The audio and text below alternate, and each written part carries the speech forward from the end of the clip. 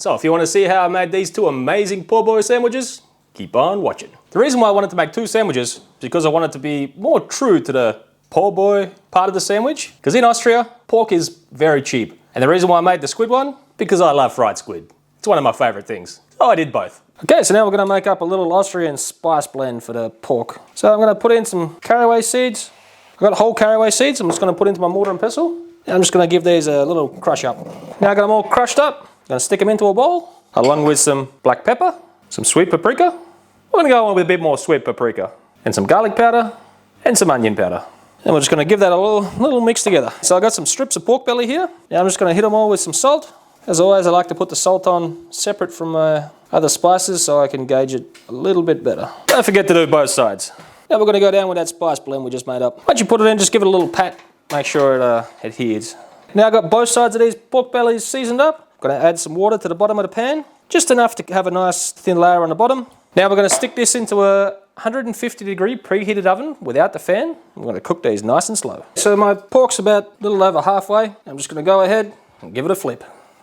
So my pork's 90% the way there, but I'm in the mood for some crispiness. So I'm just going to go ahead and sit them into this rack so they stand up. And then we're going to put this up close to the element on the top and see if we can get some nice crispiness on this pork belly. So now we're going to stick this back in the oven, up nice and close to the top, and we'll get some good crackling on this pork. Make sure you don't run away from it. It's going to be quick. So it didn't puff, but after a rest, it's going to be nice and crispy.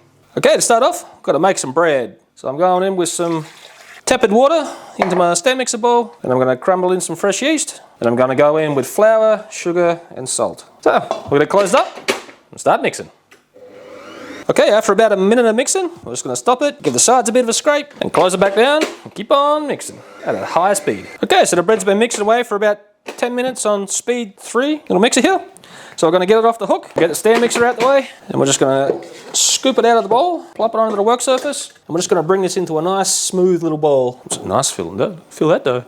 Right, then we're going to lightly oil the bowl that we just mixed it in, and get your dough ball, just flip it around, get it nicely coated in oil. Now we're going to cover it up with some plastic wrap. Sometimes I use a dinner plate, mainly in the summertime, but because it's a little bit on the colder side here today in Austria, I'm going to use the cling film because I feel like that works a little bit better for the rising process when it's in the colder months. So my dough's doubled in size. Now we're just going to degas it. Now we're going to weigh it because we're going to divide it into 6 equal rolls, which in my case turns out to be 155 grams each. Once you got your dough portioned out, you just want to bring them into nice tight round little bowls to make the next step a little bit easier. So just like that. So after I rolled them up into bowls like this, I just had them sit on the bench just to relax for a little bit to make this step a little bit easier.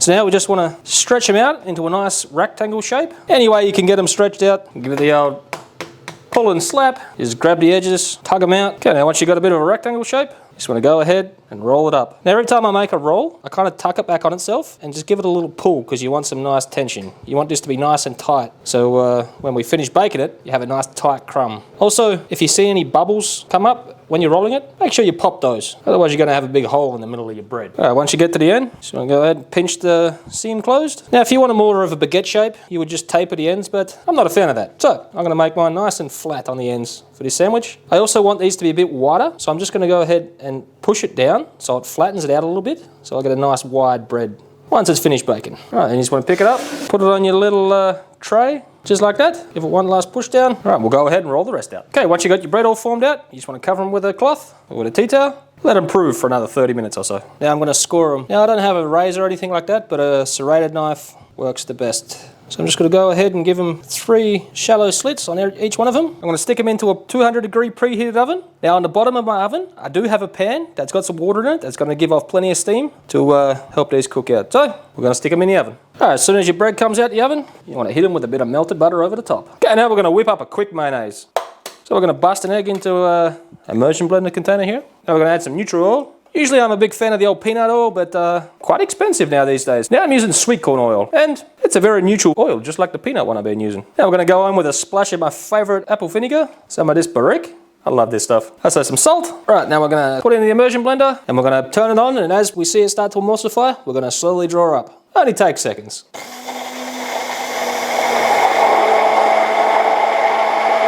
Now we give it a taste. So it needs a bit more salt and a bit more of the vinegar.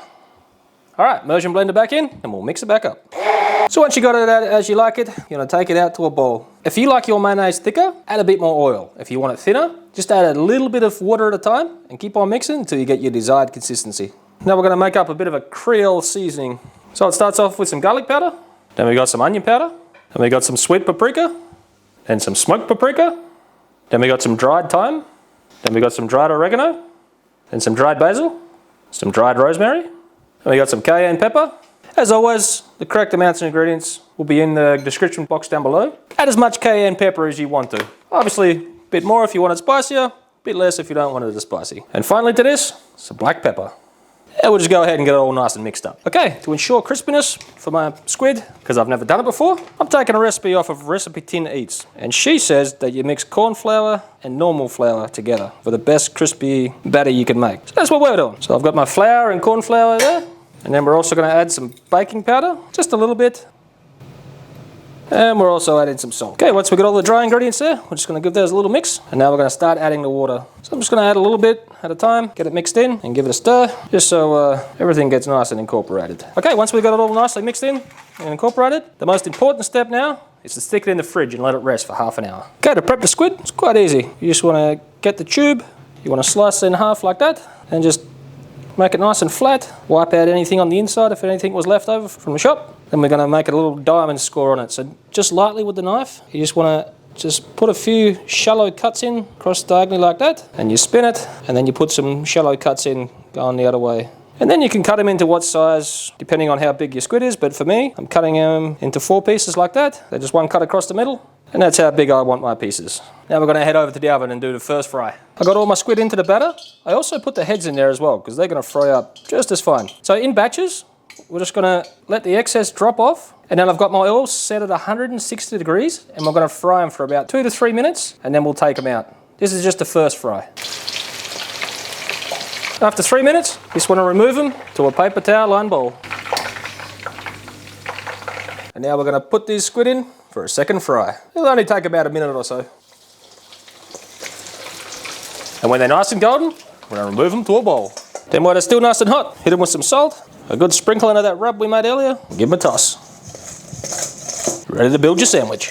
Okay, after learning that poor boy sandwich actually started off beef, I'm going to cut these bits of pork belly up, just to mimic that leftover roast beef vibe that you get from the poor boys. Okay, to build a sandwich, you want to go down with a healthy smear of your mayonnaise, a nice bed of shredders, and we'll lay on a little bit of tomato, and a little bit of salt and pepper directly on the tomatoes. Then load it up with your squid. Don't be shy. That's ready to eat. Build the Austrian exactly the same way. Mayo, shredders, tomato, and then make sure you directly salt and pepper the tomatoes. And then to finish it off proper, I've heated up the pan drippings from cooking it before, and we're going to go straight in with the little bits of pork. Juice them up, warm them through again, and we go straight from here into the sandwich. And that's the Austrian style. Alrighty, let's go in with the pork first. Time to go in for the squid. I'm going to have to give it to the squid. By no means is the pork one a bad sandwich. Nice and juicy, a little bit of crunch from that skin, but as I said before, squid's my favourite. But whichever one you can try, you'll be happy with both.